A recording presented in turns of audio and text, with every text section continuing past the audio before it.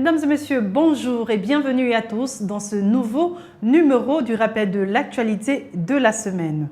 Les enfants de l'école pré-primaire Germain-Thiel ont célébré ce mercredi à Libreville la fête de fin du premier trimestre. Ils ont par la même occasion célébré la fête de la nativité. Plusieurs activités ludiques étaient à l'ordre du jour. Suivez plutôt ce reportage de Martial Tsonga et Justin Bitegui.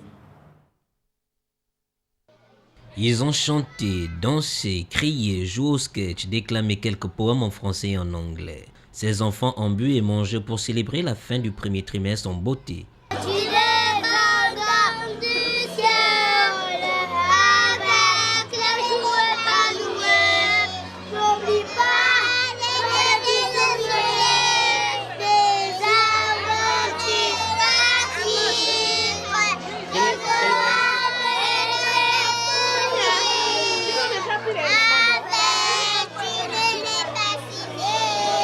Parents et responsables de l'établissement ont accompagné et encouragé les enfants qui, manifestement, ont chanté à la gloire de l'enfant Jésus.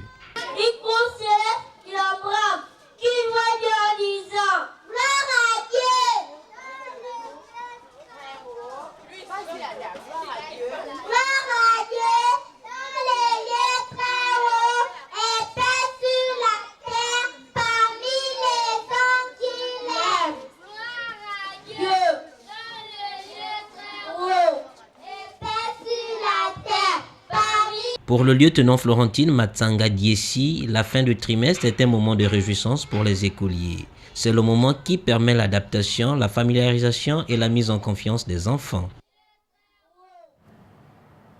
Jusqu'à un passé très récent, les décorations et autres embellissements de la ville en période de fête s'arrêtaient toujours sur le front de mer. Innovation de cette année, c'est que les quartiers sous-intégrés à l'image de Rio ont été décorés, un geste fort apprécié par les populations, comme nous le rapportent ici Douglas Tontoum et Fred Dongo.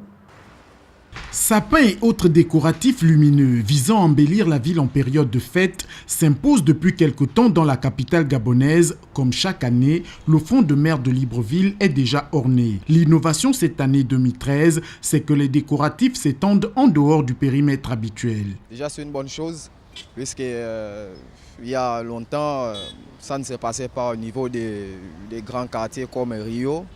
Bon, pour voir ce genre de choses, il fallait aller au bord des mers en tout cas le long du bord des mers. Bon, si aujourd'hui on a ce genre de choses dans des quartiers sous-intégrés, c'est une bonne chose déjà. Bon, c'est une façon comment est-ce qu'on appelle ça, de célébrer la fête et puis bon, pour embellir aussi les quartiers. À Rio, un des plus grands quartiers populaires de la ville, a été dressé un gigantesque ornement qui attire tous les regards et ne laisse personne insensible. De toute façon, c'est une très belle initiative, pourvu que ça soit à la longue, pour que ça puisse se répéter. Donc si déjà on a ça à Rio, on pourra avoir à ONG, un peu partout. C'est un peu ça.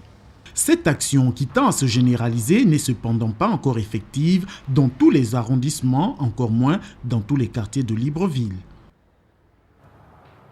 Les journalistes des médias gabonais à l'école du Comité international de la Croix-Rouge pour s'imprégner des notions du droit international humanitaire, une formation qui s'est tenue cette semaine à Libreville dans les locaux de la Croix-Rouge gabonaise. Le point avec Martial Tsonga et Fred Dongo.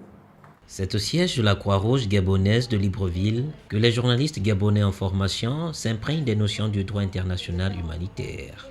Il est question pour le CICR, le Comité international de la Croix-Rouge, d'offrir une formation aux journalistes. Le but visé par notre séminaire est de familiariser les journalistes, donner aux journalistes des outils qui puissent leur être nécessaires dans le traitement de l'information liée aux situations humanitaires. Voilà une formation bénéfique qui vient à point nommé pour les professionnels du micro et de la plume, des médias publics et privés, afin de maîtriser le contenu des notions juridiques. Nous avons une présentation sur notre institution, une introduction au droit international humanitaire dont le Comité international de la Croix-Rouge est le gardien et le promoteur, une autre intervention sur le lien entre journalistes et droit humanitaire, et puis on terminera par nos outils de communication et une étude de cas.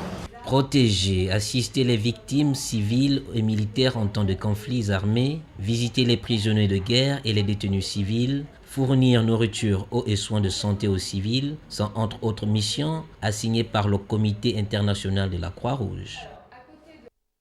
Dans l'actualité, on rappelle également les directeurs de l'artisanat de l'Afrique centrale se sont également réunis cette semaine à Libreville pour trouver des solutions audacieuses et novatrices aux problèmes qui freinent le développement de l'artisanat en Afrique centrale. Reportage de Muriel Doyené et Justin Bitegué.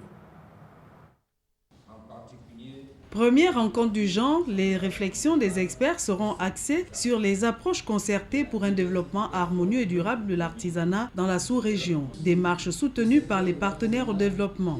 Le secrétariat de la communauté a mis en place, comme vous le savez, le système de l'économie de l'artisanat et des petites entreprises d'Afrique centrale, structuré autour de plusieurs piliers, dont le pilier politique, le pilier institutionnel, le pilier financier et le pilier opérationnel.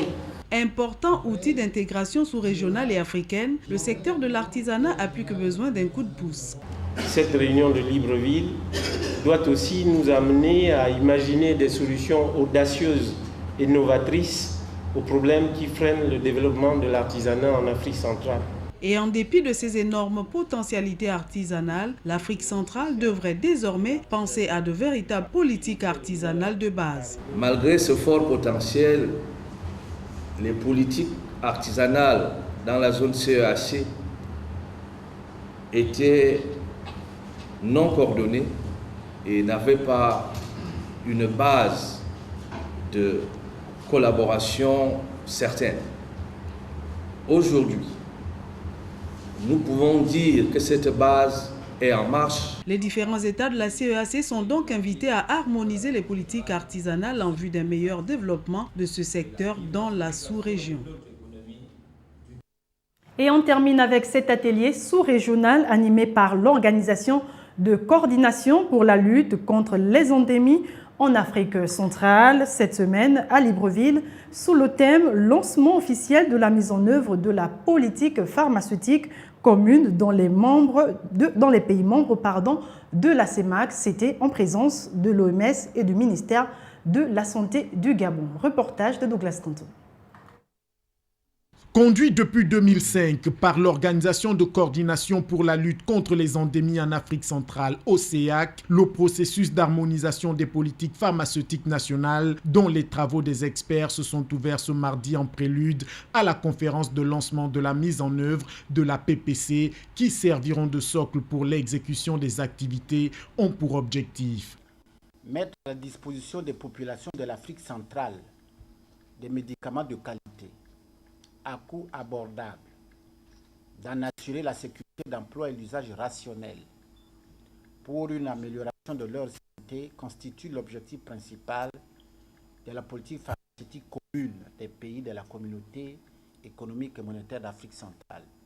Pour l'OMS, cette initiative plus que louable devrait faire école. 7 ans sont passés avant d'aboutir aux résultats du présent atelier. S'achève mercredi prochain à Libreville avec à la clé un processus de mise en œuvre harmonisé.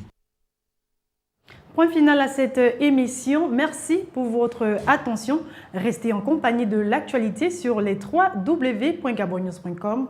Bon week-end à tous et à vendredi prochain, même heure sur Gabon News.